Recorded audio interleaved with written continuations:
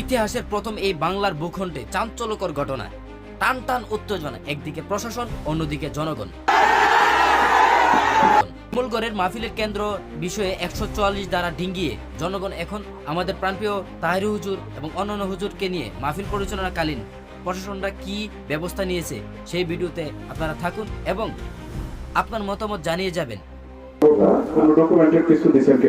আমাদের যে জায়গা নির্ধারিত যে জায়গা ছিল এখানে তো আমরা প্যান্ডেল করতে পারি না, পরবর্তীতে আমরা এখানে করছি।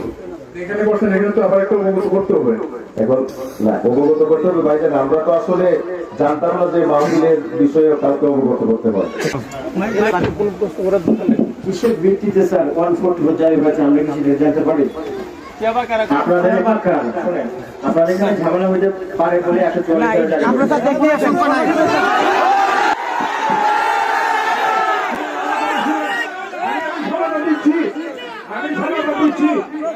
আমি সমাধান দিচ্ছি। মাহফিল চলতেছে, কোনো প্রতিবাদ কেউ করছেন না? দাঙ্গা হাঙ্গামার বিষয় না ভাই, এখানে 144 শর্ত জানেন আপনি? জি, 144 থাকলে একটা এলাকায় কি কি করা যাবে না জানেন? না এখন 144 তো আমি তো লিখিত ভাবে আমার হাতে কিছু পৌঁছাইনি।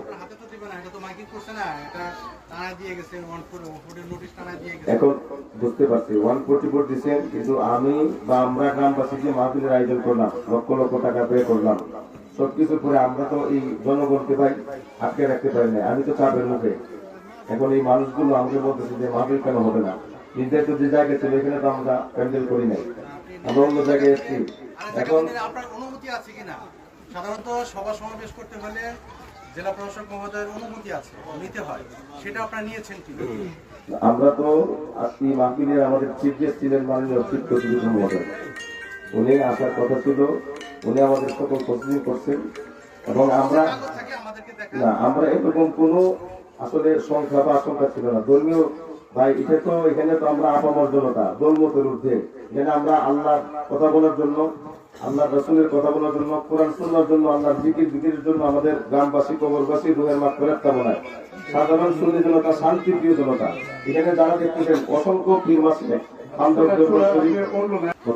শান্তিপ্রিয় মুসলমান, আমরা কেউ জানি না যে এখানে দুইটা মাহফিল আছে এবং দুইটা মাহফিল হচ্ছে এবং কোথাও কোনো প্যান্ডেলও নাই। আর নির্ধারিত যে জায়গার উপর ভিত্তি করে 144 জারি করা হয়েছে, আমরা বাইরে থেকে শ্রদ্ধাশীল, ওই হাসপাতাল সংলগ্ন ময়দানে কোনো মাহফিল অনুষ্ঠিত হচ্ছে না। আচ্ছা, এবার আসি মূল কথায়। এখানে শিমুলগড়ের এলাকায় যেই বিষয়ে 144 দ্বারা দিয়েছে, মানে ওরা বুঝিয়েছে যে অপর প্রান্তে মানে একই এলাকায় অন্য একটি এলাকায় নাকি অন্য একটি মাহফিল হবে, সেই মাহফিলটা নাকি এদের বিরোধী পার্টি। ওখানে ওই বিষয়কে কেন্দ্র করে দুই পার্টি উত্তেজনা করে বিশৃঙ্খলা হবে, ওই কারণে টিউনুর থেকে চাল করে তারা একটা 144 দ্বারার মামলা জায়েল করেছে। এখন আপনারাই বলেন, এটা কি সিলেটের যে নির্বাচন, ওই নির্বাচনের কথা কি আপনাকে মনে করিয়ে দিচ্ছে কিনা সেটা বলুন আগে।